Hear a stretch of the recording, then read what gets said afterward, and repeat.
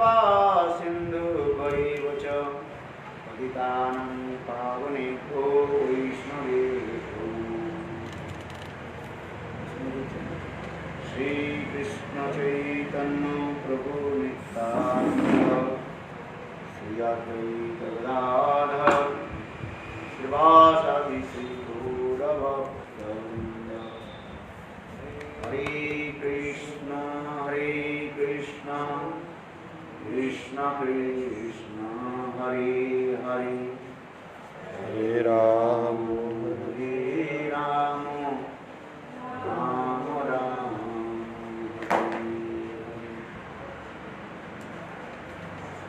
सर्वमेपापन निचल्ला कृष्ण विष्णुपाद अष्टोत्तर शतनाम भक्तिवेदांत श्री स्वयं महाराज निचल्ला कृष्ण महाराज के अभय चरण कमलों में अनंत कवि शास्त्रांग धन्यवाद तत्पश्चात निकलिला प्रविष्टान विष्णुपाद अष्टोत्तर शतनाम भक्तिवेदांत स्वामी महाराज समस्त वैष्णव के चरण कमलों में मेरा यथायथ दंडवत प्रणाम स्वीकार हो। अभी हम लोग श्रीमद् भागवतम सप्तम स्कंद हम श्रवण कर रहे हैं, जिससे युधिष्ठिर महाराज के प्रश्न के अनुसार नारद ऋषि वर्णन कर रहे हैं। ये कथा प्रसंग जो है स्वयं नारद ऋषि युधिष्ठिर महाराज को श्रवण करा रहे हैं। कौन सा कथा? हिरण्याक्ष और हिरण्यकशिपु की कथा जो है वह प्रहलाद चरित्र कथा, ये नारद ऋषि युधिष्ठिर महाराज को श्रवण करा रहे हैं। क्यों श्रवण कर रहे हैं? याद है? कथा प्रसंग याद रहने नहीं। क्यों श्रवण करा रहे हैं? क्यों श्रवण क्यों करा रहे हैं? क्या प्रश्न किया था युधिष्ठिर महाराज? जिस प्रश्न के अनुसार जो है इस कथा को युधिष्ठिर महाराज क्यों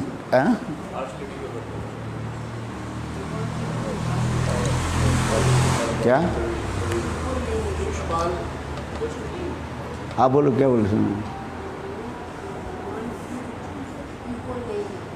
वो तो परीक्षित महाराज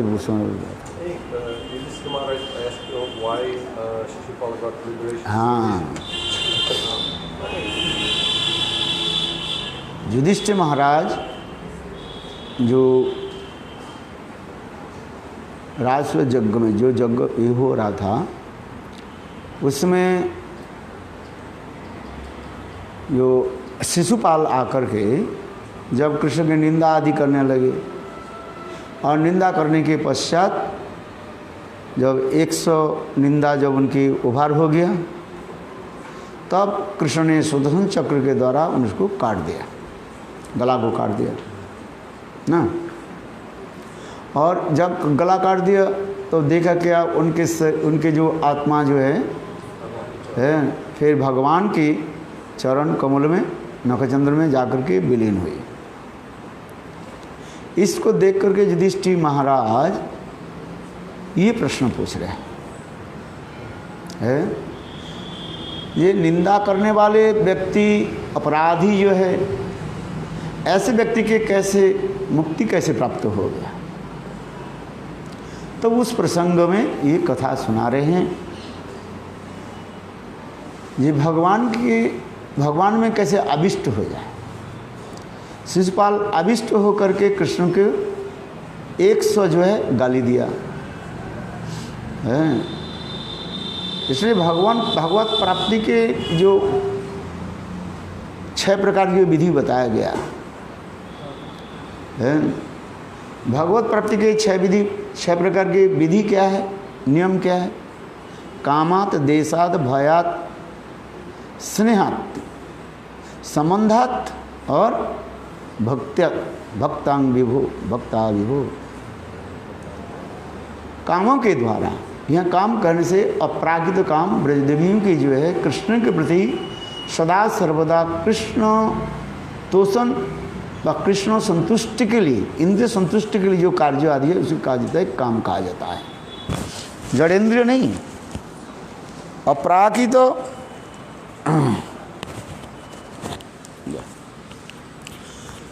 अपराकित तो जो है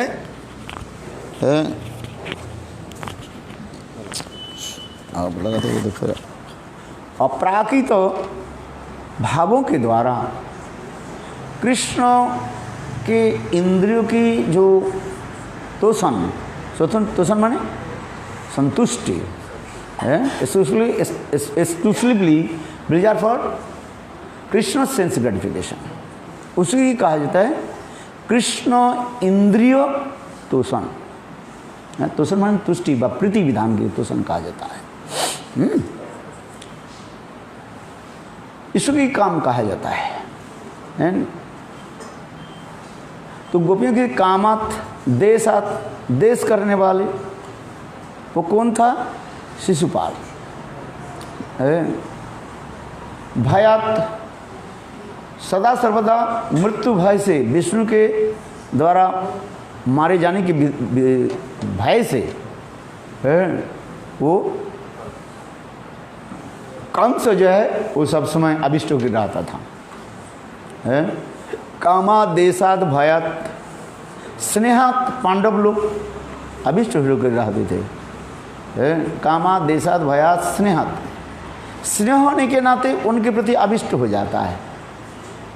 पांडव लोग उनके जब जब कोई आपत्ति विपत्ति हुई वो लोग गोविंद के जो है स्मरण करते थे, एकांत की निष्ठा दिखा रहे हैं।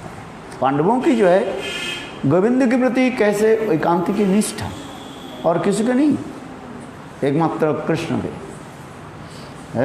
ये भी दिखा रहे हैं। कामा देशात भयात स्नेहात संबंधात, संबंध की जन जादव जदुगण जो है मथुरा के रहने वाले ये लोग इतना ही रहते हैं। कृष्ण हमारी जदुवंश में जन्म लिया है, उससे वो सदा सर्वदा रहता था, भाव में डूबे रहते थे। ऐसा जदुवंशी जो है, इसलिए कामात क्रियात कामात देशात भयात स्नेहात और संबंधात, जैसे कुंती आदि इनको भी ले लेते हैं, किंतु इसमें स्नेह में लिया गया।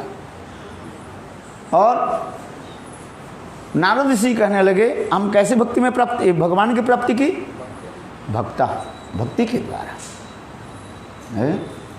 इसलिए शिशुपाल जब मारा गया और उनकी आत्मा भगवान के चरण कमल में जब प्रवेश किया, इसको मुक्ति कहा जाता है। तो उस मुक्ति को देख करके युधिष्ठिर महाराज आश्चर्य हो गए, ये कैसे हुई, ऐसे देश करने वाला। तब नारद ऋषि उनको ये समझा रहे हैं। दो कथा उन्होंने समाया। देखो, एक तो शिशुपाल की मारा क्यों ना, शिशुपाल जब जन्म लिया था उनके 4 हाथ और 3 आँख था। ये 2 आँख, ऊपर में ये आँख था। उसको विकट रूप देख करके सब भयभीत हो गया। तब आकाशवाणी हुई, ये देखो जिसके दर्शन से इनके ये 4 हाथ में 2 हाथ चला जाएगा, अंतर्ध्यान हो जाएगा, 1 आँख अंतर्ध्यान हो जाएगा, वही जो है इसके उसी के हाथ में वो मर जाएगा। समझ में आया कि नहीं? आकाशवाणी हुई, ये शिशुपाल जो है छोटा जब था, जन्म लिया था, उनके कितने हाथ था? 4 हाथ और 1 आँख, मान 3 आँख। ये ऐसे दिखाई पड़ता है। और ऐसे देख करके सब भयभीत हो गई, है क्या चीज़ है। तब उस समय आकाशवाणी हुई, उनके कहने लगे देखो जिसके दर्शन से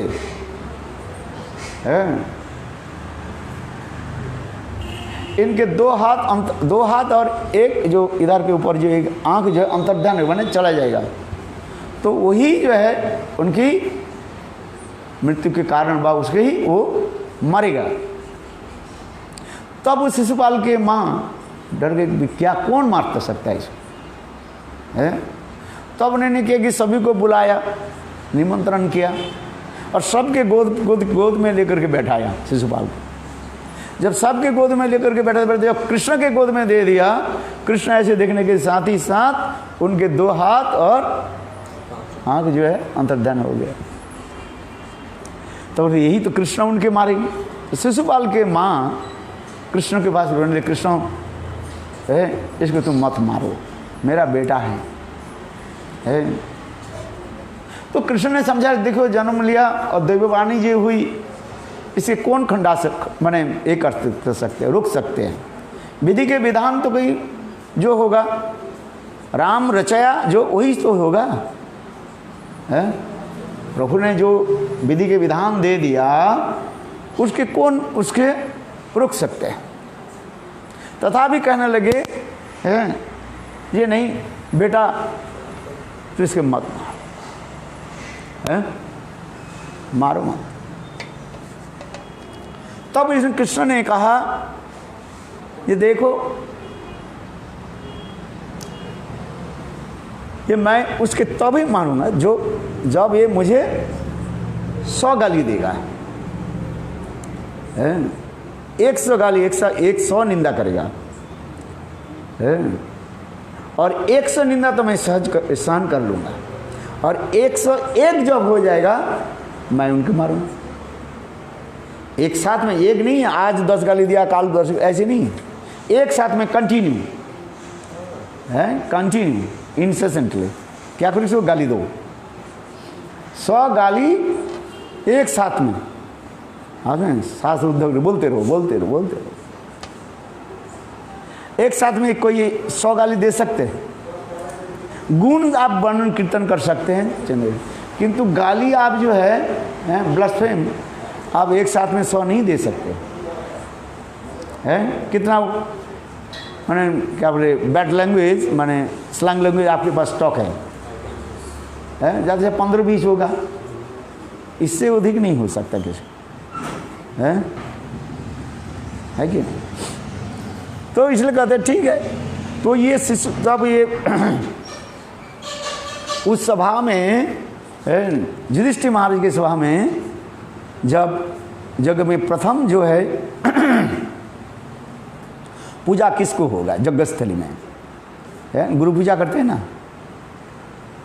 उसमें सभी लोग ने एक एक करके कहने, कोई कहने लगे भीष्म की पूजा हो, वो ज्येष्ठ है श्रेष्ठ है भीष्म पितामह, कोई कहते हैं दूसरी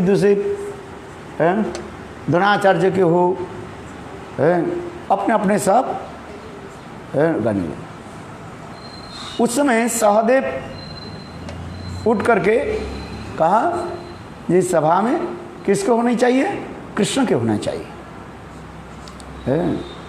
उस समय सभी लोग उसे अनुमोदन किया। कृष्णं वंदे जगद्गुरु, कृष्ण के जो है पहले पूजा होनी चाहिए। पूजा में जैसे पाद्य अर्घ्य, पैर धोना और उनकी अर्चन करना कृष्ण के लिए ही कहा गया, कृष्ण की अर्चन हो, श्रेष्ठ पद उसके दिया जाए। तो ठीक उसी समय शिशुपाल आ गए, और शिशुपाल जब आ गए, और शिशुपाल आकर के गाली देना शुरू कर दिया, अरे ये तो चोर है, दुष्ट है, बदमाश है, गोपियों के साथ छेड़खानी करता है, एक कुल से भी नीच है, ऐसे किसी करके नीच ऐसे करके 98 दे दिया। सभी तो क्रुद्ध हो गया। देखो भीम तो गदा लेकर उसके मार देता हूँ, अर्जुन खड़े हो गए हैं। सुनिए, यहाँ तक भी दुर्योधन शकुनी भी सब शिशुपाल के विरोध करने लगे, गाली दिया है। तब उसने युधिष्ठिर महाराज सबको कहा, देखो शिशुपाल हमारा क्या है, निमंत्रित है, वो हमारे मेहमान है, मेहमान बोलते हैं ना, क्या बोलते हैं, गेस्ट है हमारा, इसलिए उनको अपमान करना नहीं चाहिए है। यह तो ये बलदेव प्रभु भी गदा लेकर खड़े हो गए, ये क्या बोले, हल लेकर मुसल के खड़े हो गए, इसको मार देगा। किंतु कृष्ण ने कहा, दाऊ भैया मैंने क्या कही थी उस समय, आपको याद है? अच्छा, तो कृष्ण कहने लगे चलो तुम्हारे हाथ 2 रह गया। बोले अरे तो क्या करोगे, तू क्या कर लोगे मेरा, है ऐसे ऐसे गाली देना लगे। तब 99 हो गया। कृष्ण कहने देखो देखो और एक रह गया, तुम जिद, अरे और क्या, मैं ऐसे ऐसे गाली देना शुरू कर दिया। 100 जब पूरा हो गया बस कृष्ण ने ऐसे हाथ उठा दी, सुदर्शन चक्र आ गया, आकर के उसको गला काट दिया है। वो भी बहुत सुंदर है, रुजक करके रामायण में दिखाते हैं ना। पहले देखा तो सुदर्शन चक्र आगे सब डरने लगे हैं, भीष्म पितामह जी सुदर्शन चक्र के प्रणाम आदि करने लगे, और दुर्योधन दुशासन शकुनि देखकर तो डर गए कहीं हमारे गला की तरफ ना आ जाए। देखा कि नहीं है, रोचक करके। और फिर सुदर्शन चक्र आंखों की पलक पड़ने की पहली वो सुदर्शन चक्र क्या कि बस शिशुपाल के गला को काट दिया है। तो अब उस समय देखकर शिशुपाल मार जाने के पश्चात उनके आत्मा सर्वत्र घूमते हुए भगवान की नखचरण कमल में आकर के समाहित हुई, तो मुक्ति कहा जाता है। ऐसे मुक्ति भगवत मुक्ति कहा गया, क्योंकि शास्त्र में कहा जाता है जिस शत्रु हो मित्र, कोई भी शत्रु लोग जो है भगवान श्रीहरि के द्वारा मार जाने के बाद है उनको जो मुक्ति हो जाता है, हरि ना हतारी गति तक भगवान है, स्वयं उसके हत्या करके भी गति प्रदान कर देते हैं। उसे देख करके ऐसे कैसे हुई मुक्ति, ऐसे मुक्ति कैसे, उसको नरक में जाना चाहिए था है? तब उस सभा में नारद ऋषि पहुँचे। नारद ऋषि ये कथा सुनाया, ये शिशुपाल की जन्म वृत्तांत जो है सुना रहे हैं। ये शिशुपाल वास्तव रूप में है क्या वो है, ये है जय विजय की कथा सुना रहे हैं, पूर्व काल की इतिहास सुना रहे हैं। अभी जो कथा प्रसंग जो आ रहे हैं युधिष्ठिर महाराज के वही कथा सुना रहे हैं, को नारद ऋषि कह रहे हैं। नारद ऋषि इस कथा को सुना रहे हैं। ये चतुष्सन के द्वारा अभिशप्त होकर के जय विजय अर्थात वैकुंठ के जो 2 द्वारपाल जय विजय है इस भूतल में आए 3 जन्म के लिए, वो कथा हम जो बोलते जा रहे वो है हिरण्याक्ष हिरण्यकशिपु, फिर रावण कुंभकर्ण और शिशुपाल दंतवक्र, एक कथा सुना रहे। इसलिए वही कथा इसलिए कह रहे हैं जो अभी जो हिरण्याक्ष हिरण्यकशिपु की कथा हम जो श्रवण कर रहे हैं, भाई हिरण्यकशिपु की कथा सुन रहे हैं, प्रहलाद महाराज की कथा, वही कथा नारद ऋषि युधिष्ठिर महाराज के सुना रहे हैं। ये इस समय जो देखा वो शिशुपाल है, और वही वो था क्या सत्ययुग में हिरण्याक्ष और हिरण्यकशिपु है, एक कथा सुना रहे हैं। अभी जिस कथा प्रसंग हम लोग कर रहे हैं, श्रवण कर रहे हैं, ये प्रहलाद महाराज है कि क्या बोले हिरण्यकशिपु ने पूछा तुमने गुरुगृह में रह करके उत्तम है शिक्षा, कौन शिक्षा तुम ग्रहण किया, अच्छे है तुम्हारा? तब उन्होंने कहा, पहली श्लोक जो कहा दिया, ये पिता ये संसार रूपी अंधे कुएं के जो है परित्याग करके छोड़ करके है एकमात्र साधु संग में रह करके भगवान श्रीहरि के भजन करना ही मैं श्रेष्ठ मानता हूँ। जिसे तत्साधु मन्ने असुर वर्ज देना सदा समुद्भग्न धियाम असत गृहात हित्वात्मपातम गृहांध कूपम वनम गतो जप हरिमाश्रय।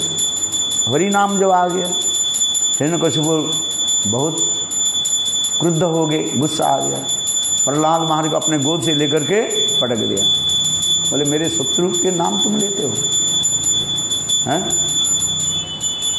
तो उस समय उनके परिवारजन जो है हिरण्यकशिपु के समझा ये बालक की कोई ज्ञान नहीं है, बालक की क्या ज्ञान है, कौन शत्रु है मित्र है वो थोड़ी जानते हैं।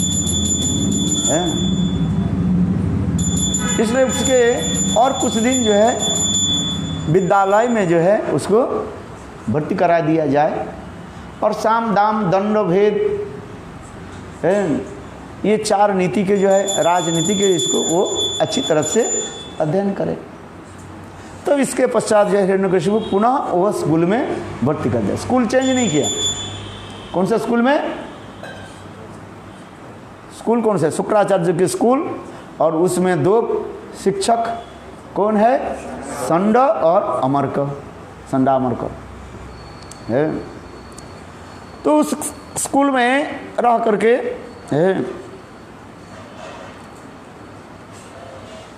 रहने लगे, विद्या आदि अभ्यास आदि करने लगे। फिर कुछ दिनों के बाद हिरण्यकशिपु फिर प्रहलाद को बुलाया है।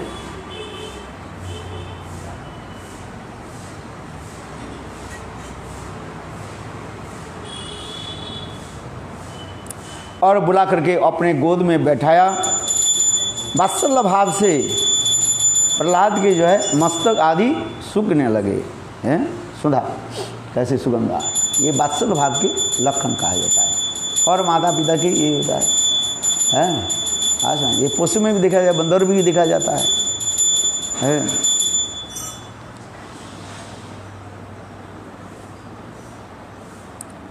इसके पश्चात दैत्यपति हिरण्यकशिपु ने प्रहलाद को अपनी गोद में बिठाया और उसका सिर सूंधा।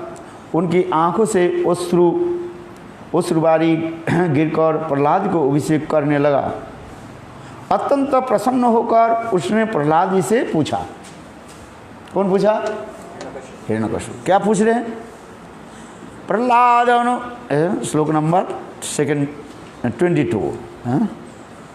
सप्तम स्कंध 7th कैंटो 5th चैप्टर और 22nd 22 श्लोक नंबर। क्या पूछ रहे हैं? प्रहलाद अनुच्चातं तात सदीनम किंचिदुपदत्तं मम कालेन ऐतानवचुष्मन् यदि शिक्षम गुरुर्भगवान। हिरण्यकशिपु ने कहा, प्रहलाद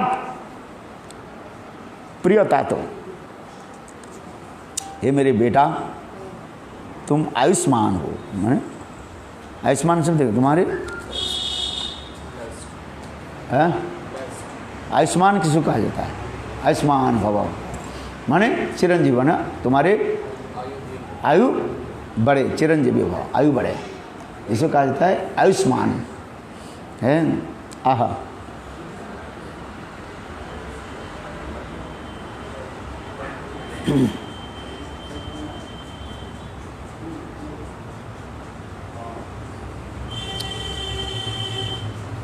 काले नहीं तत् बता आयुष्मान, आयुष्मान हो अर्थात तुम्हारी आयु बढ़ते रहे, बचे रहो। इतने दिनों में अपने गुरुओं से तुमने जो शिक्षा प्राप्त की उसमें से कुछ अच्छी बात मुझे सुनाओ। तुम गुरुगृह में जो कुछ अध्ययन किया, पढ़ा, क्या पढ़ा, वो मुझे कुछ सुनाओ। तब प्रहलाद महाराज बोलने लगे। क्या बोले? श्रवणं कीर्तनं विष्णु स्मरणं पादसेवनम अर्चनं वंदनं दास्यं शक्कात्मनिवेदनम एते पुंसार्पिता विष्णु भक्तिश्चेदनवलक्षणं क्रियते भगवते अद्धा तन्मन्ये अधीतम उत्तमम्। श्लोक याद है? बोलो। श्रवणं कीर्तनं विष्णु स्मरणं पादसेवनम अर्चनं वंदनं दास्यं सख आत्मनिवेदनम एते पुंसार्विता विष्णु भक्तिश्चेद नवलक्षणा क्रियते भगवती अद्धा तन्मन्ये अधीत उत्तमम्। है भागवत के श्लोक बहुत सुंदर, इसे कई छंद से इसको पाठ किया जाता है, ये नहीं देखिए। साधारण रूप में हम क्या करते हैं, श्रवणं कीर्तनं विष्णु स्मरणं पाद सेवनम अर्चनं वंदनं दस सखात्म निवेदनम इति पुंसार्विता विष्णु भक्तिश्चेद नवलक्षणा क्रियते भगवती अद्धा तन्मन्ये अधीत उत्तमम्। श्लोक याद है आपके, याद है कि नहीं? आधा है, श्लोक याद करना चाहिए ना, श्लोक याद करो, नहीं तो मड़वास नहीं, भजन नहीं होता, क्योंकि विषय चिंता किस लिए हो जाता है, क्योंकि श्लोक याद करना पड़ता है। इसीलिए कहते हैं स्मरण पद्धति का, श्लोक याद करना मतलब स्मरण है। आज समझिए, जिस श्लोक को पढ़ा उसके स्मरण करना पड़ता है, जैसे हम गायत्री मंत्र जप करते हैं, स्मरण। अच्छा, प्रहलाद जी ने कहा भगवान श्री विष्णु के नाम रूप गुण और परिकरों के लीलादि श्रवण, उनका कीर्तन, उनका स्मरण करना, उनके ही चरण कमलों की सेवा परिचर्या करना,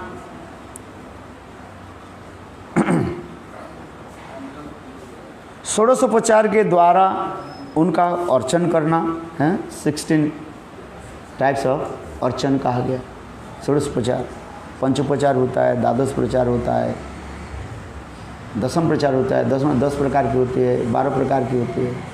फिर षोडश प्रचार की अर्चन शास्त्र में दिया गया। षोडश माने 16 प्रकार की विधि के द्वारा है।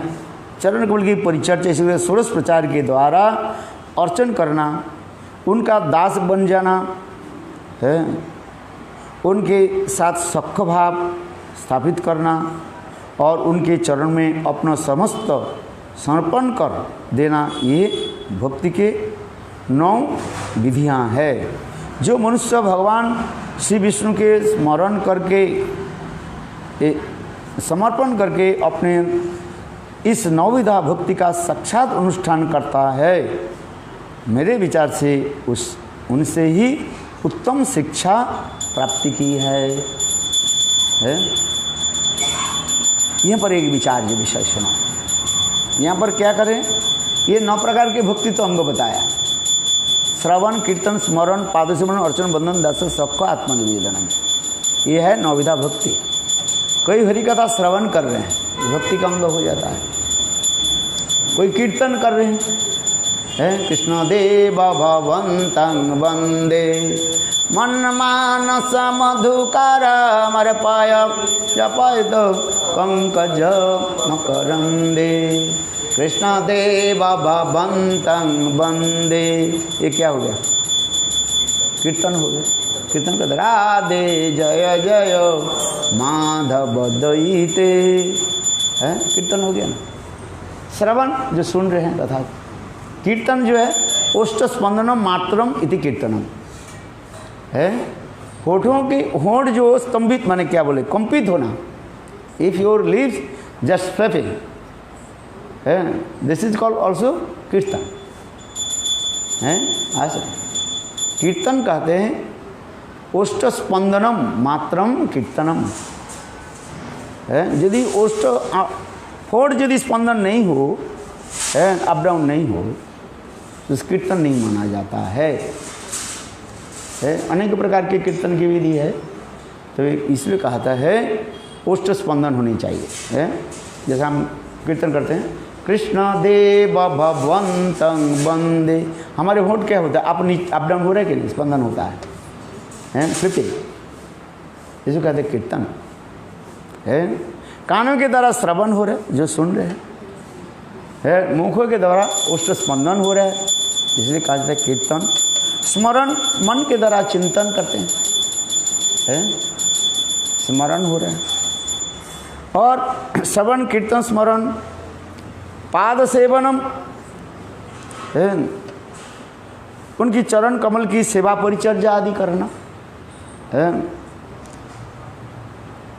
अर्चन, ठाकुर जी के चरण में अर्चन करना, है आसन, पाद्य, अर्घ, आचमन, आसन दिया जाता है, पहले स्वागत किया जाता है? फिर उनकी चरण में पुष्प आदि निवेदन करते हैं, उसके अर्चन कहा जाते हैं। उनके मैं दास हूँ ये भाव रखना पड़ता है, जिसे दास्य भाव कहा जाता है। उनके साथ सख्य भाव, विश्रम्भेन गुरु सेवा, विश्रम्भ भाव के द्वारा ये सख्य भाव होता है? संकोच रहित, संकोच माने भय रहित, है निडर होकर के, भय रहित होकर के सेवा आदि है।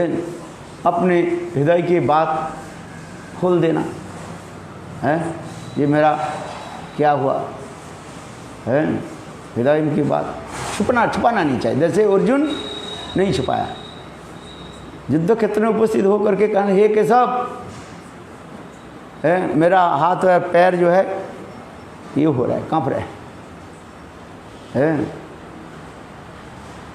मेरा द्वारा युद्ध नहीं होगा। क्यों युद्ध नहीं हुआ? तो सारी कथा सुनाया, ये मैं ये देख करके मेरा ये हो रहा है, मेरे सगे संबंधी मित्र आदि सब मर जाएगी, ये देख करके मेरे हृदय में भय, शंका और शरीर कांप रहे। तब भगवान कृष्ण ने सारे तत्व सुनाया। गीता को गीतोपदेश आ गया यहीं से है, गीता के उपदेश तो यही से याद।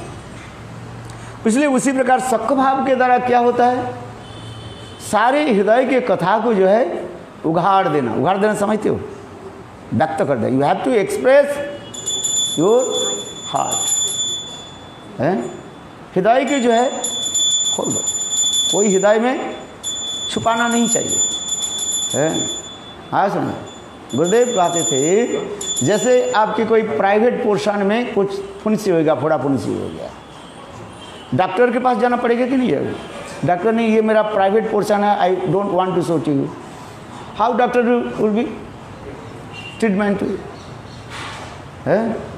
इसलिए डॉक्टर के पास जाकर के उसको भी बोलना पड़ता है और उसके लिए दवाई लेना पड़ता है।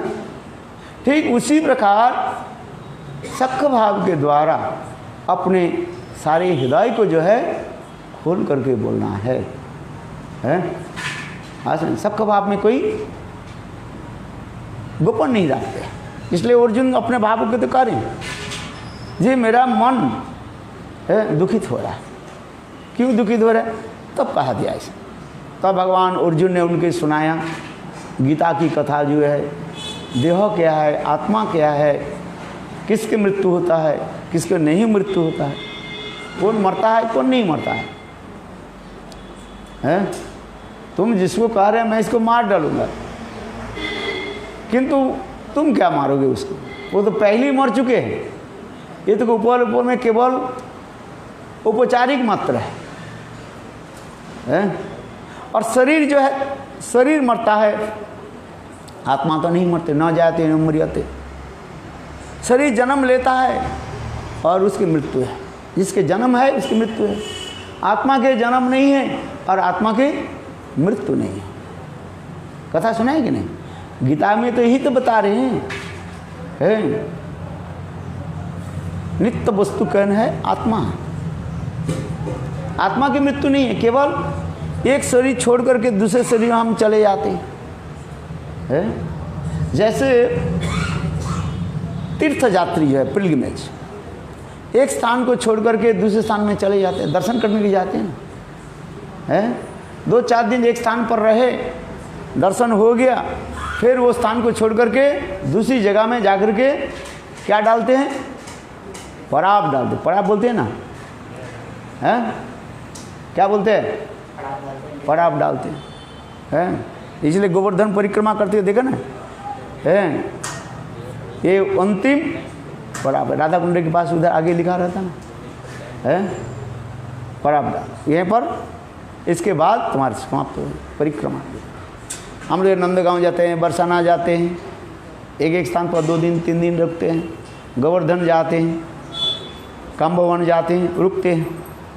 ठीक उसी प्रकार आत्मा भी उसी प्रकार ही है, कर्म के अनुसार, जीवन के कर्म के अनुसार एक शरीर में कुछ समय तक रहे, वो निर्धारित है सबके पास। इस शरीर में कब तक आप रहोगे, माना आत्मा कब तक रहेगी, वो निर्धारित समय है 10 साल, 5 साल, 20 साल, 100 साल, ये निर्धारित समय। और फिर उस शरीर को छोड़ करके दूसरे शरीर में चले जाते हैं। इसलिए शरीर की जन्म है, आत्मा की जन्म नहीं है। आत्मा केवल एक स्थान को छोड़ कर दूसरे स्थान में, अर्थात एक शरीर छोड़ करके दूसरे शरीर ऐसे चलते जा रहे हैं। देहात्माभिमान होने के नाते हम उसके मान लेते हैं, मैं ही हूँ, मेरा। यही तो है, गीता में तो इसी लिखा है। तो इसलिए मेरे कहने की दीवार सख्त भाव रखना चाहिए। सख्त भाव क्या है? विश्रम्भ सख्त भाव है, समस्त प्रकार के लाज लज्जा आदि छोड़ करके अपने हृदय के खोल करके बोल दो, है उसके सख्त भाव का अर्जुन जैसे सख्त भाव दो, विश्रम्भे न गुरु से। और इसके बाद आर के 10 सख ये पाद सेवनम रह गया। षोडशोपचार्य भगवान की अर्चन, वंदना, उनकी स्तुति आदि करना, इसे वंदन कहा जाता है। दास आदि के द्वारा उनकी सेवा और दास भाव, उनके मैं सेवक ये अभिमान रखना पड़ता है, मैं उनकी क्या है, सेवक हूँ, सेवा अभिमान, ये सेवक अभिमान है। सख्त अभिमान मैंने कहा दिया। और इसके बाद कहा क्या करें, उनके चरण सर्वस्व समर्पण कर देते हैं, सब कुछ। आत्मनिवेदन तुआ पदे करी हैनु परम सुखी, दुख दूरे गेलो चिंता ना रोइलो, चौधरी के आनंद देखी, चौधरी के आनंद देखी, चौधरी के आनंद देखी है। तो उसी प्रकार कहते हैं आत्मनिवेदन, ये 9 विधा भक्ति कार्य है। किंतु यहाँ पर एक विचार जो विषय है, यू हैव टू जस्टिफाई। ये 9 प्रकार की जो भक्ति हम मुझे कहा, बात शास्त्र में कहा, भागवत में कहा, इस भक्ति को कैसे करना चाहिए, आचरण कैसे करना चाहिए। क्रियत भगवती अद्धा तन्मन्ये अधितम उत्तमम है। ये जो अद्धा अनुष्ठान है, भगवती अद्धा, ये अनुष्ठान कैसे करना चाहिए ना। पहले अपने को जो है क्या करो, पुंसा और पिता, अपने को क्या करो, पहले अर्पण करो है। यदि अपने के अर्पण नहीं किया और भक्ति के 9 प्रकार अनुष्ठान कर रहे हैं, ये भक्ति नहीं होता है। पहले क्या करते हैं, अपने को समर्पित कर दो है। उसी के द्वारा समर्पित आत्मा ही एकमात्र भक्ति करने के अधिकारी है। आज ना, क्योंकि जब तक हम अपने को अर्पण नहीं करें तब भक्ति के अनुष्ठान नहीं होगा। इसलिए यहाँ पर ये श्लोक द्वितीय लाइन में, द्वितीय पैर में जो करें, इति पुंसा और पिता है, जो मनुष्य भगवान श्री विष्णु के समर्पण करके इस 9 विधा भक्ति का साक्षात अनुष्ठान करते हैं। श्रवण कर रहे हैं किंतु भगवान की ओर अर्पित नहीं किया, वो श्रवण नहीं हो रहा, कीर्तन नहीं हो रहा है। यहाँ पर एक शब्द दिया पुंसार और पिता। पुंसांग शब्द का अर्थ क्या है, पुरुष शक्ल है। हमारे गुरु महाराज है इस श्लोक के बताते थे है, जब हम लोग पहले मठ में आए और गुरुदेव कटहल के पेड़ पर नीचे बैठ जाते थे और जितने भी नवीन ब्रह्मचारी है गुरुदेव के चारी तरफ बैठ जाते थे, हैं आया समझिए। और जितने भी पुराना जो है सब पीछे खड़े हो जाते थे, हैं। तो गुरुदेव कहते थे तुम लोग गीता अध्ययन करो। गीता ऐसे एक शास्त्र है समझ सब प्रकार के संशय डाउट के वो दूर कर देंगे। तुम्हारे तुम्हें कई भी संदेह हो, तत्व विचार हो, कुछ भी हो, सभी नकद है निरसन कर देंगे, है। गीता अध्ययन करना चाहिए, है। और गीता में समस्त तत्व विचार उसमें प्रतिष्ठित है। समस्त जो है जो 6 प्रकार के जो दर्शन कहा गया, षड्दर्शन है, आया समझे। न्याय दर्शन, पातंजलि, ये सब समस्त दर्शन की विचारों को क्या करते हैं, नास्तिक विचार को खंडन करते हैं। श्रीमद् भागवतम ये गीता है, आया समझे। गीता अध्ययन करो। गुरुदेव गीता के श्लोक सुनाते थे और प्रश्न भी करते थे। अब बच्चों बताओ ये प्रकृतिवाद के गीता में कौन से श्लोक के द्वारा है निरसन किया, खंडित किया गया। हमारे गुरुदेव ऐसे कहते थे, है आज इसलिए मैंने कहता हूँ गीता में तो अनेक 700 करीब 700 से ऊपर है, 745 श्लोक है, किंतु अधिक श्लोक आपको याद करने, सब श्लोक तो पढ़ो, माना नहीं कर रहे, कि 25 से 30 श्लोक पढ़ लो, है। और सारी ये जो है सरदर्शन जो है उसके आप खंडन कर सकते हो। इतना ही बस है। प्रकृतिवाद को कहाँ खंडन कर, मायावाद को कौन श्लोक के द्वारा खंडन करना है, 2-2, 4-4 श्लोक सुन लो बस, है हो जाएगा, है। न्याय दर्शन के द्वारा कपिल सांख्यकार, सांख्य दर्शन के कौन श्लोक के द्वारा आप सांख्य दर्शन को आप खंडित कर सकते हैं। शंकरवाद के कौन से श्लोक के द्वारा आप खंडन कर सकते हैं, ये गीता में सब है। इसलिए मैं कहता रहता हूँ, भक्त लोग कहते हैं आप कौन सा है, कौन सा 25 श्लोक है कि 30 श्लोक है, 25 से 30 श्लोक आपके बिल्कुल कंठस्थ होनी चाहिए। और इसके द्वारा आप सरदर्शन की है आप खंडन कर सकते हैं, अशुद्ध भक्ति को स्थापित कर सकते हैं, बस। और क्या करेंगे। सब श्लोक आप तो श्रुतिधर नहीं है, जिसकी बुद्धि बहुत तेज है वो तो चलो सारे श्लोक की याद कर लिया, जिसकी बुद्धि कम है क्या करेगा, अरे कम से कम इतना श्लोक पढ़ लो बस, 25 से 30 श्लोक तो पढ़ लो गीता, आराम से जो है तुम कहीं भी जाओ, विद्वत्सभा में कहीं जाओ, बस वो 25 श्लोक में के द्वारा ही तुम बस विजय प्राप्त करके आ जाओगे, हाँ। चलो यहाँ पर जो कार्य इति पुंसा और पिता, पुंसा शब्द करते हैं पुरुष सकल है, इसमें लिखा है मनुष्य है। इस जो मनुष्य भगवान विष्णु के समर्पण करके नवविधा भक्ति का अनुष्ठान करता है, मेरे विचार से उसे उत्तम शिक्षा प्राप्ति की है। यहाँ पर पुंसांग शब्द करता है पुरुष लोग, यहाँ पुरुष कहने से स्त्री लोग भक्ति नहीं करेगी क्या, हमारे गुरुदेव ये प्रश्न पूछते थे, हैं। अच्छा बताओ गीता में यहाँ तो लिखा है, भागवत में लिखा है इति पुंसाम और पिता, पुरुष सकल भगवान श्री विष्णु में, विष्णु भगवान विष्णु में अर्पित करे, तो स्त्रियां क्या करेगी, तो यहाँ पर पुंसाम के लिए लिखा है, पुरुष सकल क्यों कहा गया, तो स्त्रियां भक्ति नहीं करेगी, केवल पुरुष ही केवल भक्ति करेंगे, है। प्रश्न उठता है कि नहीं है, क्योंकि ये भागवत में इसमें लिखा है इति पुंसा और पिता विष्णु भक्ति चेत नवलक्षणा च इति चेत, यह भक्ति के जो है नवलक्षण, जो भक्ति के अनुष्ठान करें, क्रियते भगवती अद्धा तन्मन्ये अदित उत्तमम। यहाँ पर पुंसांग शब्द के अर्थ कहते हैं, केवल पुरुष कहने की तात्पर्य यह है बद्ध जीव। बद्ध जीव में क्या रहता है? पुरुष अभिमान रहता है। पुरुष अभिमान के तात्पर्य है भोक्ता अभिमान।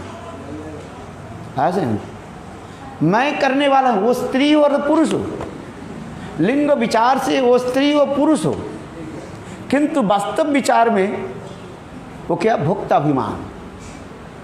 जब हमारे हृदय में भोक्ता अभिमान रहता है, मैं पुरुष हो जाता हूँ। स्त्री होने पर भी, स्त्री शरीर होने पर भी जब भोक्ता अभिमान, भोक्ता समझते हो? आई एम एंजॉयर है, आई एम एंजॉयर, ये अभिमान रहने पर उसे कहा जाता है पुरुष अभिमान कहा जाता है। समझ में? हाँ, गुरुदेव इसको बहुत सुंदर में व्याख्या करते थे, टीका में भी है, पुंसांग शब्द करते पुरुष सकल। पुरुष सकल यानी देहात्म अभिमान बद्ध जीव। क्या बोला? देह आत्म अभिमान, देहात्म अभिमान बद्ध जीव के लिए कह रहे। वो स्त्री हो अथवा पुरुष हो, भक्त अभिमान रहता है। इसलिए कहा जाता है पुरुष कौन है? तब वास्तव पुरुष कौन है? वास्तव पुरुष कृष्ण है। अकेला पुरुष कृष्ण आर सब भृत्त जारे जई छे नचाय तई छे करे नृत्य। एकमात्र परम पुरुष कौन है? भगवान विष्णु कृष्ण। इसलिए अकेला पुरुष कृष्ण। पुरुष शब्द का अर्थ होता है भोक्ता, भोक्ता कहा जाता है। और जीव क्या है? भोग्गा, एंजॉयर और एंजॉई। इंग्लिश में दो टर्म आता है, एंजॉयर और एंजॉई। एकमात्र स्वयं भगवान क्या है? Supreme enjoyer. और भगवान छोड़कर, कृष्ण छोड़ करके सभी क्या है? एंजॉई है। यहां तक श्रीमती राधिका क्या है? आप बताओ। है श्रीमती राधिका से is called the supreme enjoyee. Krishna is called the supreme enjoyer. है यही होता है। क्योंकि पुरुष अभिमान होने पर अपना कर्तृत्व, अपने अभिमान रखते हैं। मैं भोगता हूँ और मैं भोग्गा हूँ, मैं उनकी सेवक हूँ। स्थूल वस्तु होने के नाते, अर्थात स्थूल शरीर होने के नाते हम लोग के अपने आप क्या आ जाता है? भोक्ता अभिमान आ जाता है। I am enjoyer. Actually we are not enjoyer. Who are we? We are enjoyee. है एक विषय तत्व, एक आश्रय तत्व। कृष्ण एकमात्र विषय विग्रह, object of the divine love है। कृष्ण एकमात्र क्या है? विषय विग्रह कृष्ण है।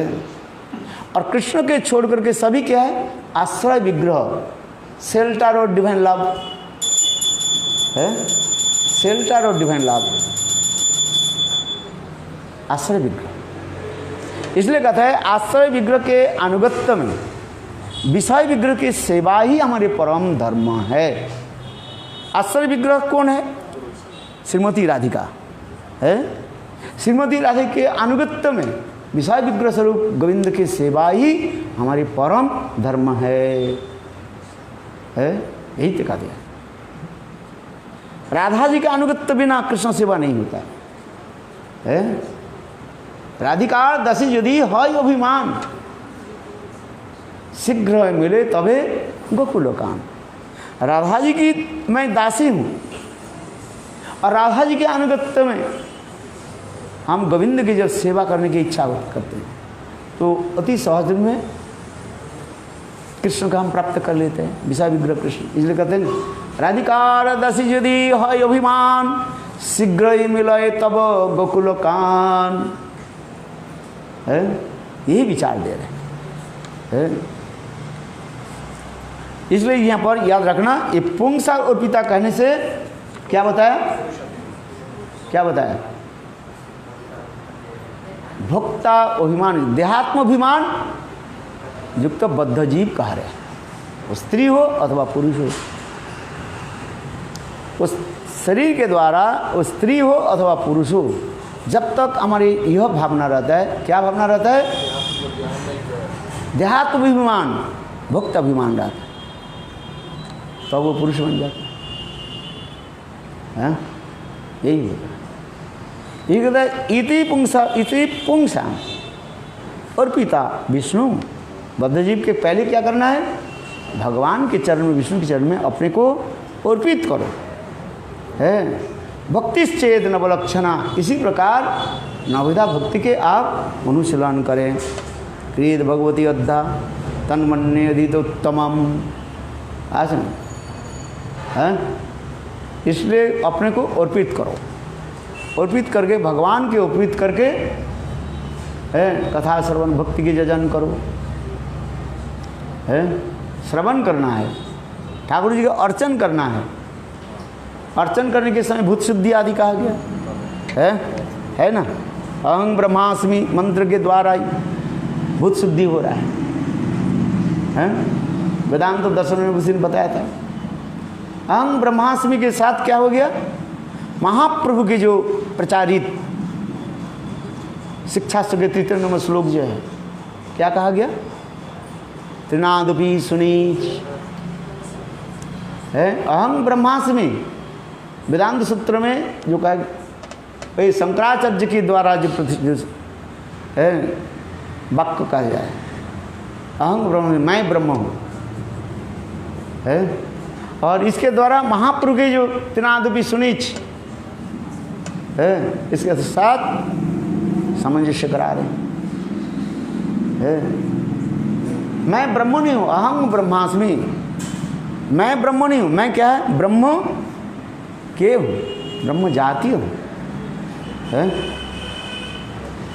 आज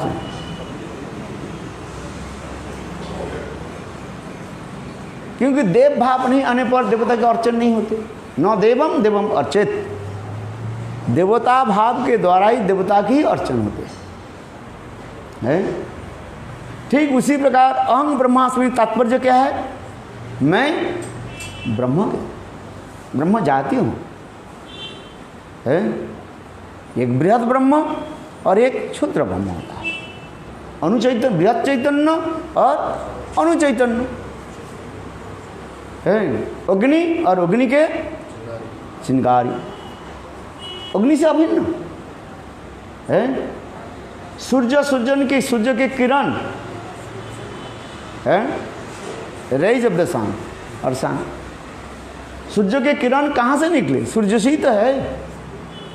किरण में भी ताप है, सूर्य में ताप, क्योंकि सूर्य बृहद और वो किरण अणु होने के नाम, है कि? इसलिए कहते हैं बृहद चैतन्य भगवान कृष्ण और अणु चैतन्य जीव कहा जाता है। अणु माने वेरी माइन्यूट, है, डू अंडरस्टैंड, वेरी माइन्यूट। इसे दिखा रहे हैं चैतन्य दृष्टि से, ये दिखा रहे। सच्चिदानंद, जीव भी सच्चिदानंद, भगवान भी सच्चिदानंद, भगवान बृहद सच्चिदानंद और जीव अणु सच्चिदानंद, है। ये समझते दिखा रहे। इसलिए अहं ब्रह्मास्मि शब्द के द्वारा भूत शुद्धि होती है। शंकराचार्य जो अभिमत, अंतर्निहित अभिमत, वो उनके अनुयायी लोग नहीं लेकर के और गौणार्थ लेकर के ही उसमें संतुष्ट हो जाते हैं। मुख्यार्थ क्या है? ब्रह्म शब्दे मुख करते कहे भगवान। जहाँ पर ब्रह्म शब्द कहा गया, अहं ब्रह्मा, ब्रह्म शब्द का अर्थ क्या है? भगवान। वो भगवान कैसे? षड्षड्यपूर्ण। वो भगवान क्या है? बृहत शब्द, बृहन शब्द से ब्रह्म शब्द निष्पन्न हुए। बृंहति बृंग हायति इति ब्रह्म। और उनके बराबर कोई है ही नहीं। न तस्य समकस्य अधिकस्य दृश्यते। उनकी समान तो बहुत दूर की बात है, उनसे बड़े होना तो बहुत दूर की बात है, उनके बराबर भी कोई नहीं है। किमुतः है माने किमुतः समझते हो कि नहीं जी? उनकी बराबर नहीं है तो उनसे बड़े कैसे हो जाएगा। एक व्यक्ति 5 किलो वजन लेकर के चल सकते हैं, या 50 किलो वजन वो लेकर के जा पाएंगे, नहीं पाएंगे। अथवा यदि उसके कहा दिया जाए एक व्यक्ति 50 किलो वजन लेकर के चल सकते हैं, तो उसके लिए 5 किलो वजन लेकर जाना क्या है कि मतलब उससे कोई बड़ी बात है। ठीक उसी प्रकार हम ब्रह्म जाति है अर्थात सच्चिदानंद है। हम ब्रह्म नहीं है, ब्रह्म की क्या है, शक्ति है, जीव शक्ति और ब्रह्म शक्तिमान। ब्रह्म है अनंत शक्ति है? विष्णु शक्ति परापक्ता क्षत्रज्ञा तथा परा अविद्या कर्म संगाना तृतीया शक्तिरेष्यते न तस्मकश्च अधिकश्च विदिश्यते प्राशक्ति विविध श्रुवते स्वाभाविकी ज्ञान बल क्रिया च है। तो उसी प्रकार त्रिनादपि सुनीच हम कब बन सकते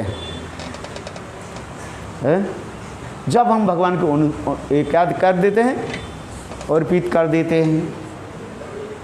मैं शरीर नहीं हूँ, मैं आत्मा हूँ, भगवान की दास हूँ,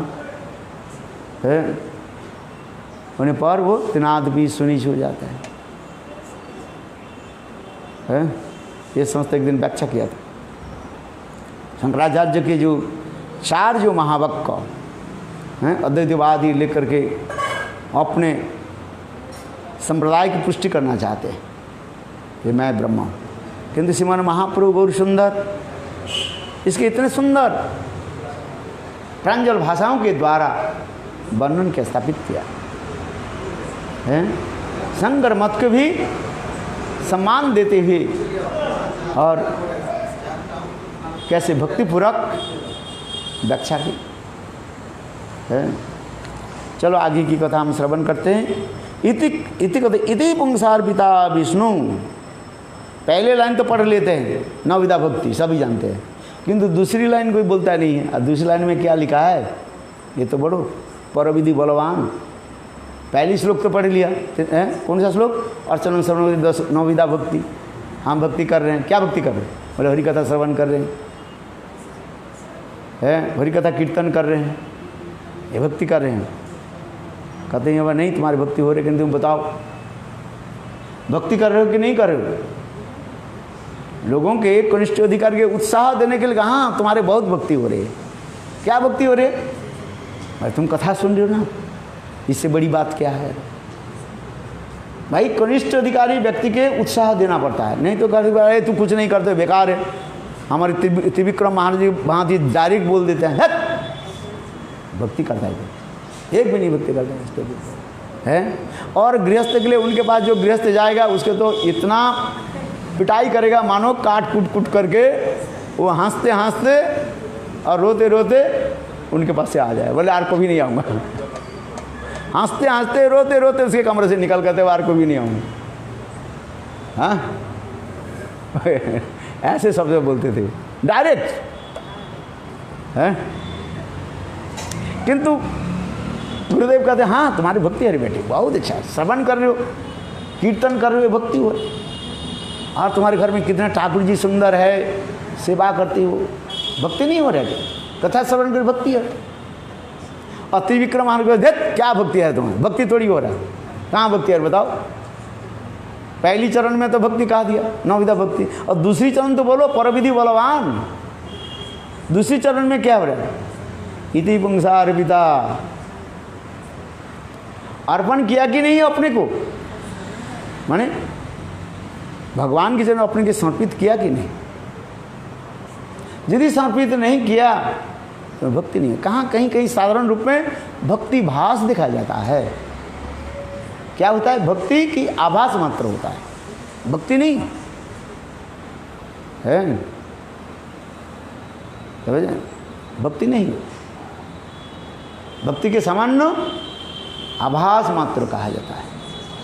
इसलिए कहते हैं इति पुंसार्पिता विष्णु भक्तिश्चेद नवलक्षणा क्रियते भगवती अद्धा तन्मन्ये अधितोत्तमम् है। यह नवविधा भक्ति के साक्षात लक्ष्य इसलिए कह रहे हैं। देखो जी, भक्ति की 9 विधियाँ है, यह भक्ति की 9 विधियाँ हैं, किंतु जो मनुष्य है भगवान श्री विष्णु को समर्पण करके इस नवविधा भक्ति का साक्षात अनुष्ठान करता है, मेरे विचार से उसी उत्तम शिक्षा प्राप्ति है? भगवान की सेवा के लिए क्या करना, पहले अपने को अर्पित करो, तब भगवान तुम्हारे सेवा को ग्रहण करेंगे। हैं? हाँ सुन, भगवान के चरण में, गुरु के चरण में अपने को समर्पित नहीं किया, वो सेवा नहीं है। कहीं कहीं वो सेवा सामान्य रूप से आभास मात्र होते हैं, उसके द्वारा सुकृति बनता है, इतना ही तक होता है बस, है सुकृति बन जाता है, भक्ति नहीं होता। भक्ति बहुत दूर में है। भक्ति कब होता है? यही सुकृति जब पुष्ट हो जाता है, तब तो साधु संग के द्वारा शास्त्र विचार के जो है विश्वास होता है। साधु शास्त्र गुरु वाक्य चित्त दे कोरिया विश्वास हो जाता है। तो अभी विश्वास नहीं हो रहा, क्यों? अर्पित नहीं किया। सुन रहे तो किंतु अर्पित नहीं है। इस कान से सुना, उस कान से निकल दिया। आचरण में जब नहीं हो रहा तब तो नहीं होता है। समझने के प्रयास करो। है श्रवण नहीं है, यदि वो श्रवण अर्पित ना हो।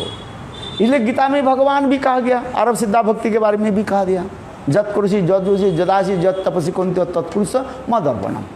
जो कुछ भी करो सब के उसके फल मुझे ही तुम दे दो।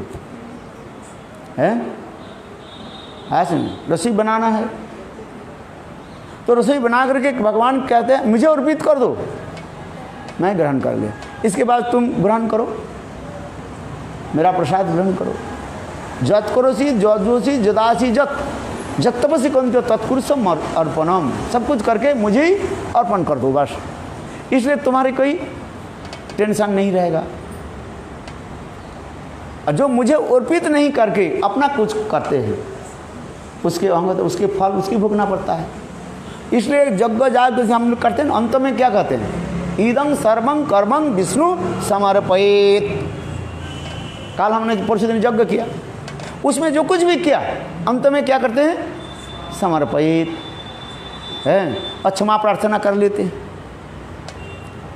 ये विष्णु आपके निमित्त ही हम यज्ञ किया है, आपके तोषण प्रीति के लिए हम यज्ञ किया। इस यज्ञ में जो मेरा भूल त्रुटि है ज्ञानात अथवा अज्ञानात, मंत्र अंतिम यज्ञ करते हैं ना, मंत्र पाठ करना पड़ता है, ज्ञानात अथवा जान से अथवा भूल से है, कहीं यदि हमारे त्रुटि हो गया, अपराध हो गया, हे भगवान आप मुझे क्षमा कर दीजिए। है विज्ञप्ति होता है उसमें। अर्चन के अंत में ठाकुर जी स्वयं देते हैं ना, पुजारी के कर्तव्य क्या है? यही प्रार्थना करना पड़ता है।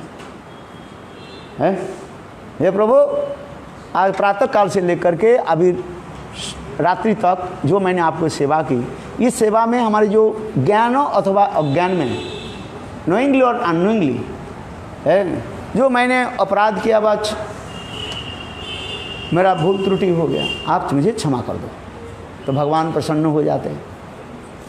है विग्रह सेवा में यही लाभ होता है। विग्रह सेवा में क्या होता है? स्तुति आदि करने पर भगवान प्रसन्न हो जाते जा है।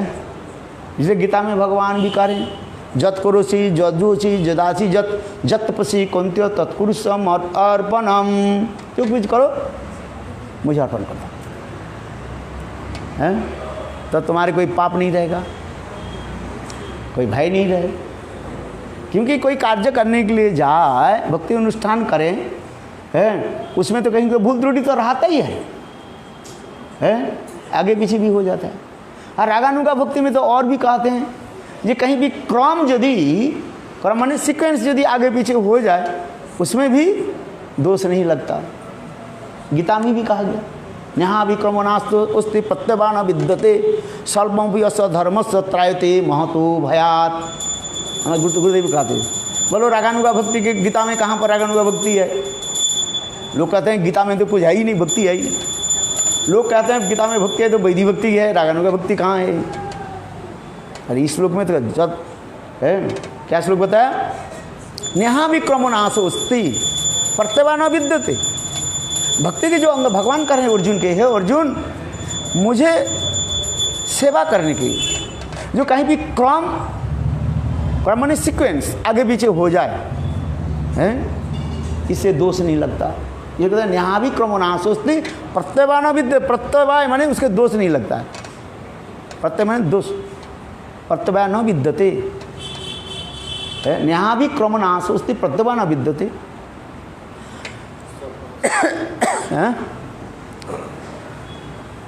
भक्ति राज्य में ये विशेष दिखाया गया और रागानुगा भक्ति इसमें कह रहे। विधि भक्ति में सीक्वेंस करना पड़ता है, हैं? समझे? आसन दो, है आचमन दो, पाद दो, अर्घ आदि मधुपर का ये शब्द विधि दिया गया अर्चन मार्ग में। किंतु रागानुगा मार्ग में कभी यदि आगे पीछे भी हो जाए उसे दोष नहीं लगता है। न्याय विक्रमणास्ति प्रत्यवान विद्यते स्वल्पम अभी अस्य धर्मश, सामान्य रूप में, स्वल्प माने अति सामान्य रूप में कई यदि भक्ति के सामान्य क्रिया करें वो भी है भगवान ग्रहण कर लेते हैं। आज समझ में ये भी दे, इस रागानुगा भक्ति के विशेष वैशिष्ट्य दिखा रहे हैं। विधि मार्ग में नियम के करो, इसके बाद इसके करो, है। किंतु राग मार्ग में कहीं यदि सामान्य रूप से क्रम यदि अनुष्ठान में क्रम यदि आगे पीछे हो जाए भगवान उसके दोष नहीं लेते हैं। चलो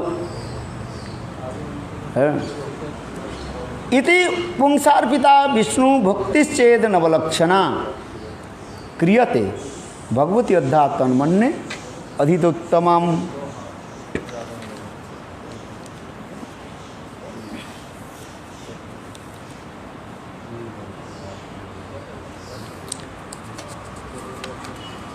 श्रवण में महाराज परीक्षित, कीर्तन में सुखदेव गोस्वामी, स्मरण में प्रहलाद, पाद सेवन में लक्ष्मी देवी, अर्चन में महाराज पिथु, बंधन में उक्रूर, दास्य में हनुमान और सख में अर्जुन, आत्मनिवेदन में बलि महाराज है। नवविधा भक्ति के द्वारा अनुष्ठान करके कौन कौन भक्त भगवान की कैसे प्राप्ति की उसके उदाहरण दे रहे हैं। एक अंग करे कोई साधे बहु अंग, निष्ठा होते उपजय प्रेमेर तरंग। कोई एक एक व्यक्ति एक एक अंग के प्राप्त करके भगवान को प्राप्ति की है निष्ठा के साथ। सब अंग जजन कर रहे हैं किंतु एक अंग के मुख्य रखते हैं। सब अंग के पालन, नवविधा भक्ति के तुम पालन करो किंतु उसमें कोई अंग की जो है भक्ति के कोई अंग श्रवण कीर्तन उसके एक अंग को क्या रखना पड़ेगा, प्राइमरी रखो है। इसलिए कहता है एक अंग करे क्यों साधे बहु अंग, निष्ठा हुई उपजय प्रेमेर तरंग। एक अंग की निष्ठा करके जब पालन कर रहे हैं तब उससे भगवान की प्राप्ति करते हैं, प्रेम उत्पन्न हो जाता है। अगर कोई भक्त देखा जाता है, उदाहरण दिया गया ये नवविधा भक्ति के पूर्ण रूप से पालन कर रहे हैं, जैसे अम्बरीश महाराज नवविधा भक्ति है पूरा अंग को पालन करते जा रहे हैं। अम्बरीश महाराज नवविधा भक्ति के पूर्ण अंगों को पालन किया है। ये कहते एक अंग साधे बहु अंग, निष्ठा हुई उपजय प्रेमेर तरंग। निष्ठा होनी चाहिए, नाम करें ठीक है, नाम करो, निष्ठा करके नाम करो है। निष्ठा करके नाम करना चाहिए। एक दिन किया दूसरे दिन नहीं किया, एक दिन 16 माला किया, दूसरे दिन 64 माला किया, तीसरे दिन 3 माला किया, ऐसे नहीं। संख्या पूर्वक नाम गणनति भी काल अवसान कृत। और ये भी कह केवल नाम करेंगे, कथा नहीं श्रवण करेंगे, वो नहीं होगा। कथा श्रवण, ये श्रवण कीर्तन स्मरण है। इसमें कीर्तनाख्य भक्ति के ही क्या रखना, मुख्य रखना पड़ता है। कली युग में कीर्तनाख्य भक्ति के ही क्या करना पड़ता है, मुख्य रख। क्योंकि कली युग में कीर्तनाख्य भक्ति श्रेष्ठ माना जाता है। ये नहीं है जो और भक्ति अंग जाजन नहीं करेंगे, नहीं श्रवण नहीं करेंगे, केवल कीर्तन करेंगे, ऐसे नहीं कह रहे। किंतु कीर्तनाख्य भक्ति को क्या करना पड़ता है, प्रिंसिपल, मुख्य रखो, है। इसलिए जीव गोस्वामी पाद लिखते हैं। कली युग में क्या है?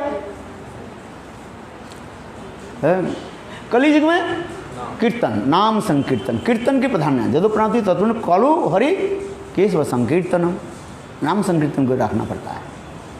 हरि नाम करो, हरि कथा श्रवण करो, अर्चन करो, कुछ भी करें, किंतु सब भक्ति में कीर्तन को क्या करना पड़ता है? प्रधान रखना पड़ता है। वो भी कीर्तन कैसे होनी चाहिए? साधु संग में नाम संकीर्तन, तार मध्य सर्वश्रेष्ठ नाम संकीर्तन है, तार मध्य सर्वश्रेष्ठ नाम संकीर्तन, निरुपदे नाम ले पाए कृष्ण पदे प्रेमधन है। चैतन्य चरितामृत वर्णन होते जा रहे, बहुत सुंदर है। ये भगवत नाम संकीर्तन कहते हैं। नाम कीर्तन करने से समस्त प्रकार की अनुष्ठान, भक्ति के अनुष्ठान अपने आप पालित हो जाता है, अनुष्ठान हो जाता है, श्रवण हो जाता है। जैसे आप कीर्तन कर रहे हैं, श्रवण हो रहे कि नहीं? आप बोल रहे संग सुन रहे हो, दूसरे सुने नहीं सुने वो आपकी बात नहीं है, आप तो सुन रहे हो, यदि श्रवण हो गया। कीर्तन जिहा के द्वारा जो बोल रहे हैं वो कीर्तन हो गया। स्मरण, फिर दूसरे आप क्या बोलोगे उसके चित्त में स्मरण हो रहा। इसलिए कीर्तनात्मक भक्ति के जजन करने से, पालन करने से अपने आप भक्ति के 3 अंग अपने आप हो जाता है। श्रवण हो जाता है, कीर्तन भी हो रहा है और स्मरण हो जाता है। कीर्तन इसलिए कहता है कीर्तनात्मक भक्ति। इसलिए चैतन्य महाप्रभु जगदीव कैसे कीर्तनात्मक भक्ति कहा गया। और वो भी कीर्तन कैसे उच्च स्तर से कीर्तन हो। कुछ संप्रदाय के लोग कहते हैं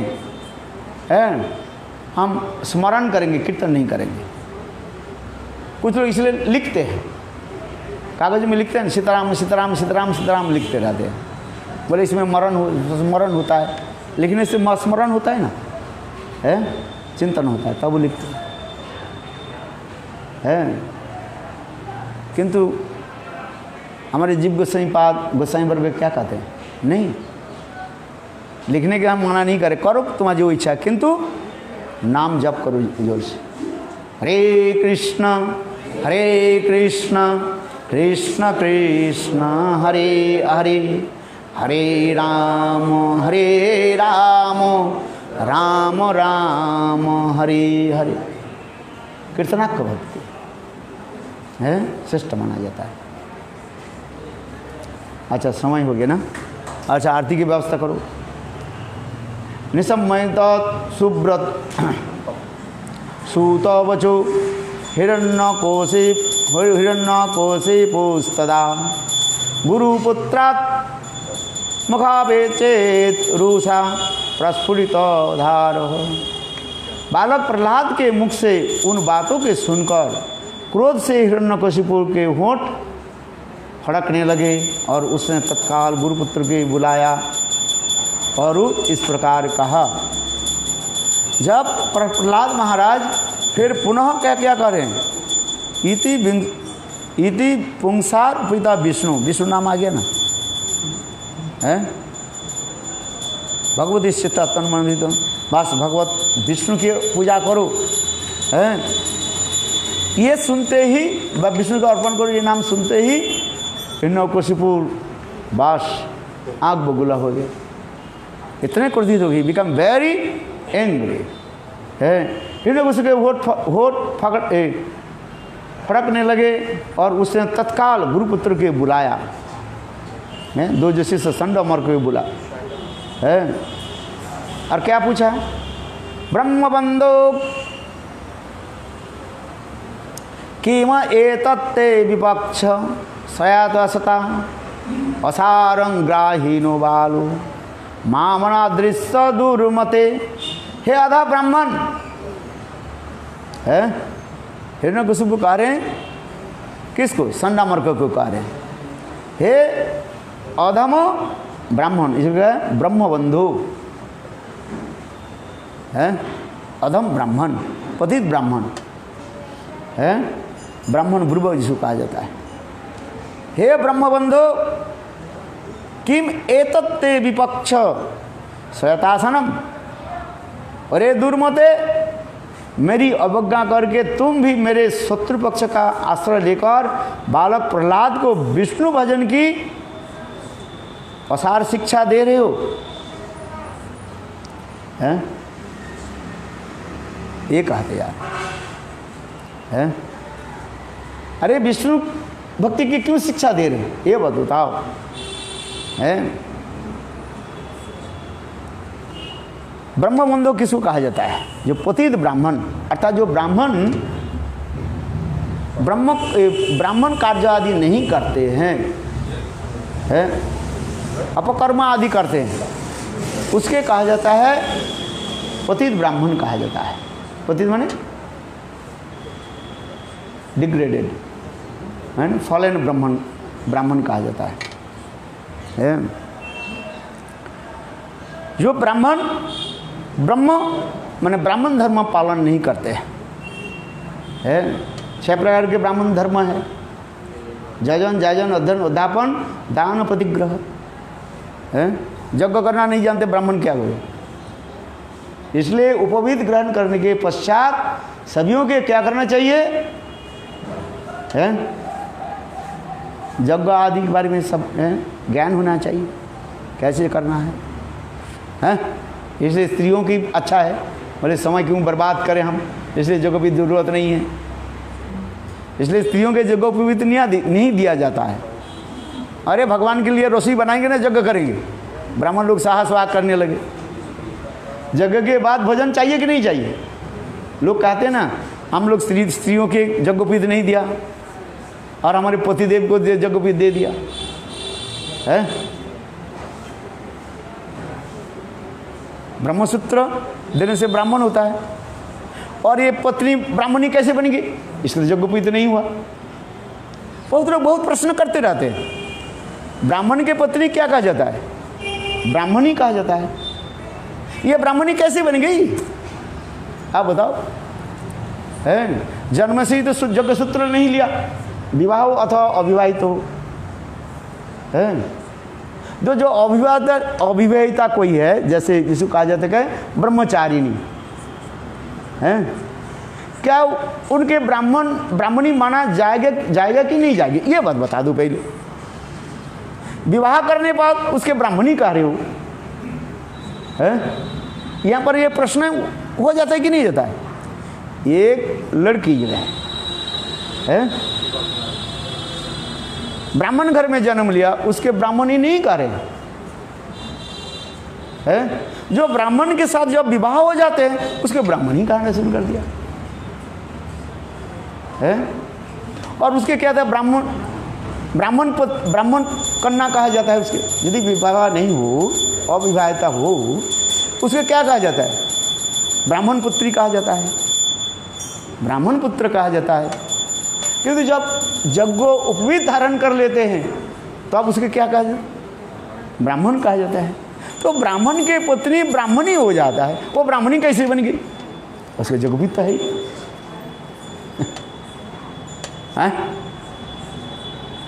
हम उसके ब्राह्मणी कह रहे हैं। लोग प्रश्न करते हैं, हमारी ये प्रश्न नहीं है, just create this question mark, है कि नहीं है? एक ब्राह्मण जब वो शादी कर लेते हैं, उसके पत्नी को क्या कहा जाता है? ब्राह्मणी। अरे वो ब्राह्मणी कैसे बन गई भाई, ये तो बताओ। है, इसे यज्ञोपवीत है ही नहीं, ब्राह्मण है ही नहीं, और स्त्रीलिंग में उसके ब्राह्मणी कह दिया। प्रश्न होता है कि नहीं होता है? ये प्रश्न उठाओ, चलिए प्रश्न करो तो प्रश्न की उत्तर मिलेगा।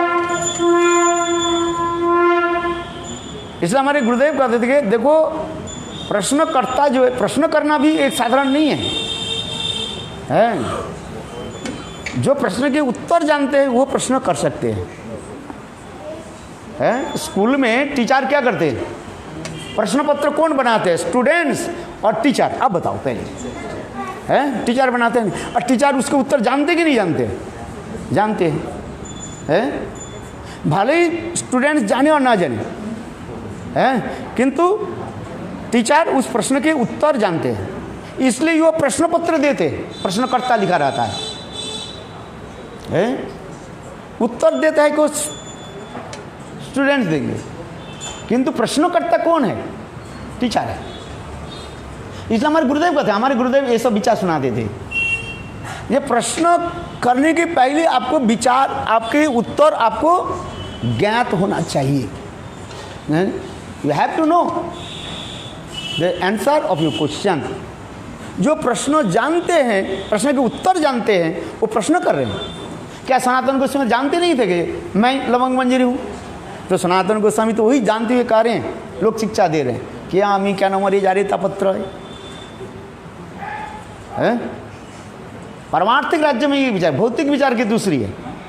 पारमार्थिक विचार में यही है, कृष्ण भगवान है, माँ जसोदा के कार्य। मैया ये क्या है? ये बड़े मुनि ऋषि जैसे लंबे लंबे दाढ़ी है, ये पेड़ कौन सा पेड़ है? अच्छा, कृष्ण संग भगवान जानते हैं कि नहीं जानते?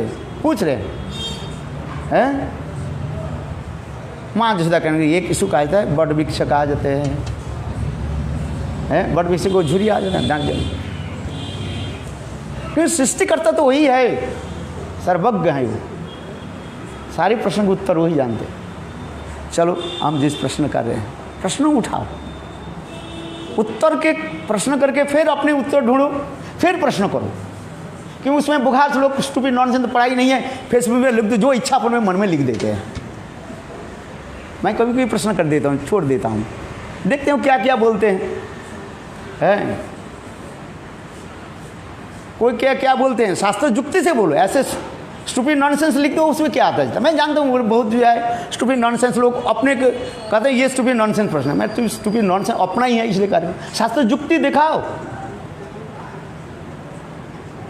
प्रश्न तो करना, प्रश्न करना और उत्तर देने में और भी कठिन होता है, युक्ति देना पड़ता है। प्रश्न तो कहीं से कर दो, किंतु जब उत्तर दोगे, जहाँ कई भी शब्द दिव्य प्रमाण वचन, पुराण वचन, महाप्रभु ने कहा, सर क्या बोले, रायरमंद के, हे रायरमंद, मैं जो प्रश्न कर रहा हूँ, इस प्रश्न के उत्तर तो दोगे। वही उत्तर कैसे दो? प्रमाण, जहाँ दिव्य पुराण वचन। ऐसे नहीं, ऐसे मुंह से कह दिया, फेसबुक में लिख दिया, ये है, ये करना है, वो करना है। प्रमाण दो। तुम्हारे वाक्य के कौन मानेगा?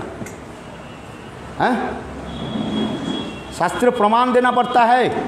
मैं तो प्रश्न कर दिया, तुम प्रमाण उत्तर दो, प्रमाण दे कर। इसलिए महाप्रभु कह रहे हैं रायरमंद के, जहाँ उत्तर दिवे पुराण वचन, पुराण में लिखा है वर्णाश्रम अश्रतावता पुरुषे न परपुमान विष्णु आराधते पंथा नन्न तत्व सुकारणम। पुराण वचन है। महाप्रभु कहना क्या कहा? प्रभु कहे पढ़ श्लोक शास्त्रीय निर्णय, राय कहे सधर्माचरण विष्णु भक्ति है, सधर्माचरण विष्णु भक्ति है, इसके प्रमाण कहाँ है? रायरमन उत्तर दे रहे हैं। क्या उत्तर दिया? विष्णु भक्ति क्या बोला है? वर्णाश्रम आचरतावता पुरुषे न परपुमान विष्णु आराधते पंथा नन्न तत्व कारणम। महाप्रभु प्रश्न कर रहे हैं, रायरमन उत्तर दे रहे हैं, और साथ ही साथ पुराण के कोट करते जा रहे हैं। प्रश्नकर्ता कोट नहीं कर रहे हैं, प्रश्नकर्ता तो प्रश्न छोड़ दिया। और रायरमंद सभी प्रश्न के उत्तर को उत्तर कैसे दे रहे हैं? शास्त्रीय प्रमाण वचन। हाँ, ऐसे नहीं है अपने मन में कह दो जैसी इच्छा ही है। उत्तर देना इतने सहज नहीं होता है। फेसबुक पे तो अंडा संडा व्यक्ति भी लिख देते हैं। देखा, मैं जानता हूँ ये सब लिखता रहता है। ज़्यादातर मैं लिखता नहीं, कभी कभी दो एक प्रश्न छोड़ देता हूँ। मैं जानता हूँ ये समय उसमें कोई यदि अच्छी लोग जानते हैं, उसमें बहुत विद्वान व्यक्ति है, यदि कि पुराण वचन के दे प्रमाण दे, आनंद होगा। और ऐसे ऐसे अंडे संडे तो लिख देते हैं, उससे हमें क्या आता जाता है? हाँ, अंडे संडे व्यक्ति तो लिख देता है जिसके कोई ज्ञान ही नहीं है। जिसके ज्ञान है वो पुराण वचन दे करके कहेंगे। हाँ, पुराण वचन दे करके बोलो, शास्त्र युक्ति दे करके। गोस्वामी श्लोक मुझसे श्लोक उच्चा श्लोक बोलो। नहीं, ऐसे तुम्हारे वचन के कौन मान लेगा? कोर्ट में जाओ, लॉ याद प्रमाण देंगे, सर इस कॉन्स्टिट्यूशन में इस परिच्छेद में इस नंबर जो धारा में ये लिखा गया। हाँ, राष्ट्रपति शासन जहाँ तक थोड़ी हो जाता है, उसके प्रमाण ये देना पड़ता है। इस धारा में ये कहा गया, फिर दूसरी धारा में वो कहा, तीसरी धारा में ये कहा गया, तब तो सुप्रीम कोर्ट उसके मानेगा ना, ऐसे केवल बोल दिया हो जाएगा। हाँ, किसी राज्य में राष्ट्रपति शासन घोषणा करने के लिए उसके constitution, according to Indian constitution, उसके कोड धारण करना पड़ता है, नियम को उसे दिखाना पड़ता है। ये 300 इतना नंबर धारा पर ये होने पर कर सकते हैं, और फिर उसी धारा में दूसरी धारा में कर रहे हैं, ऐसे नहीं कर सकते, ये समस्त विधान होना पड़ता है। मैं उदाहरण दे रहा हूँ according to the law, constitution, Indian constitution. हाँ, मैं इसलिए कह रहा हूँ, है हम लोग के समय जो है 5 कॉन्स्टिट्यूशन पढ़ना पड़ता था इकोनॉमिक्स में। आज समझ में नहीं, इंडियन कॉन्स्टिट्यूशन पढ़ना पड़ता था उसमें, है ब्रिटिश कॉन्स्टिट्यूशन, और कौन सा था, सोवियत कॉन्स्टिट्यूशन, और मैं भूल गया, बहुत आज से कितने साल हो गए, हैं 40 साल के हो गए, मैं तो आलोचना नहीं करता। है ऐसे थोड़ी हो जाता है, सबको याद रखना पड़ता है भारतीय कॉन्स्टिट्यूशन क्या बोल रहा है कि नहीं। जो यहाँ पर लॉ कॉलेज में पढ़ते हैं उसके सारे कोड याद रखना पड़ता है कोर्ट में जाकर, है कैसे ऐसे बोल देने से नहीं हो जाता है। जज साहब के सामने जब तर्क करते हैं, तर्क के समय है उसको ये धारा कोट करना पड़ता है कि नहीं, तब तो सुप्रीम कोर्ट मानेगा। और नहीं तो ऐसे लिख दिया बस। मैंने इसलिए छोड़ा एक प्रश्न को, कि आप कोई जाने तो उसे बताओ, और शास्त्र निर्धारण, शास्त्र युक्ति से लिखो, शास्त्र कोट करो,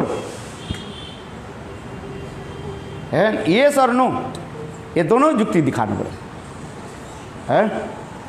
आज समझ में, आज तक मैंने दिया किसने शास्त्र कोट किया, कोट नहीं, कोट करो यदि कोई जानते हैं, नहीं जानते कोई बात है। तो इसलिए तो रायरमानंद के संवाद में यही दिखा रहे, महापुरुष स्वयं भी कहा, हे रायरमानंद, मैं तुमको जो प्रश्न कर रहा हूं, इस प्रश्न के उत्तर तुम कैसे दो, जहां प्रमाण दिवे पुराण वचन, प्रमाण देना है कि पुराण वचन से दो, है यही तो विचार विषय है। बिना ऐसे तो लिख देते हैं, अपने मन में कुछ लिख दो, है। चलो यहाँ आगे हम कथा सुनाते हैं।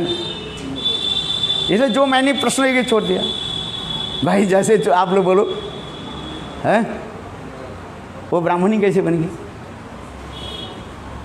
ब्राह्मण के पुत्र ब्राह्मण हो जाता है यदि ब्रह्म विद्या नहीं रहे, इसके ब्राह्मण कैसे कार्य हो। पत्नी को शादी कर लिया, एक ब्राह्मण मुसलमान लड़की को शादी कर लिया, क्या वो ब्राह्मण ही बन जाए। यदि गुण नहीं है उसके ब्राह्मणी कैसे कहोगे। ब्राह्मण के गुण रहने पर ब्राह्मण कर रहे हो, और उस लड़की के यदि ब्राह्मण गुण नहीं रहे उसके ब्राह्मण कैसे कह दोगे, ब्राह्मणी कैसे कह दोगे। प्रमाण दो, है कि नहीं है। आप विचार करके बताओ। चलो आगे की कथा सुनाता हूँ।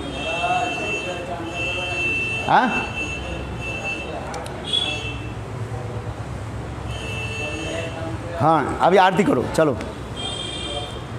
इसलिए कहते हैं बालक प्रहलाद ने अपने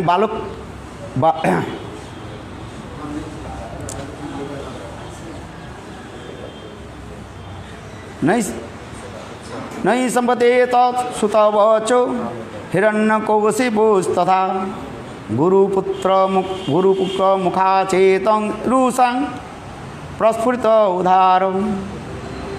बालक प्रहलाद के मुख से इन बातों के सुनकर क्रोध से हिरण्यकशिपु के होंठ फड़फड़ाने लगे। उसने तत्काल गुरुपुत्र के बुलाया और इस प्रकार कहा, हे ब्रह्मबंधु, माने पतित ब्राह्मण है, किम एतत्ते विपक्ष श्रुतां असरंग रहितो बालो माम अनादृश्य दुर्मते। हे अधम ब्राह्मण, यहाँ पर अधम ब्राह्मण करके हिरण्यकशिपु गुरुपुत्र के जो है संबोधित कर रहे हैं, अरे दुर्मते, मेरी अवज्ञा करके तुम तो शत्रु का आश्रय लेकर बालक प्रहलाद को विष्णु भजन की असार शिक्षा दे रहे हो, यह तुम क्या कर रहे हो। चलो आगे की कथा हम सुनेंगे, है।